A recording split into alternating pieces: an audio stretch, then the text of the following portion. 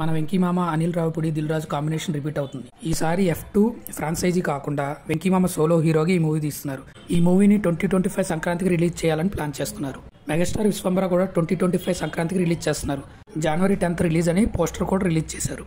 గుంటూరు కారం కుర్చీ మడత పెట్టే సాంగ్ ని 12 లక్షల పైగా రీల్స్ తో రీక్రియేట్ చేసి రికార్డ్ సెట్ చేశారు.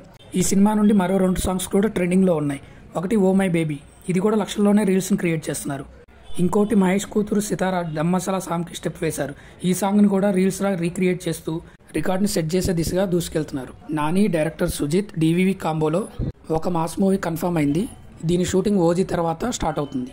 అలాగే నాని దసరా మూవీ డైరెక్టర్ శ్రీకాంత్తో కూడా ఒక మూవీ కన్ఫర్మ్ అయ్యారు. Pawan Kalyan OG movie 80% shoot complete అయిపోయింది. ఇంకా 20% బ్యాలెన్సే ఉంది. ఈ 20%ని ఆంధ్ర ఎలక్షన్స్ తర్వాత కంప్లీట్ చేస్తారు. గేమ్ చేంజర్ యాక్షన్ సీక్వెన్స్ ని ఫిబ్రవరి 16th నుండి రామోజీ ఫిల్మ్ సిటీలో ప్లాన్ చేశారు. ఫైట్ మాస్టర్ గా KGF సలార్కి పనిచేసిన మాస్టర్స్ నే తీసుకున్నారు.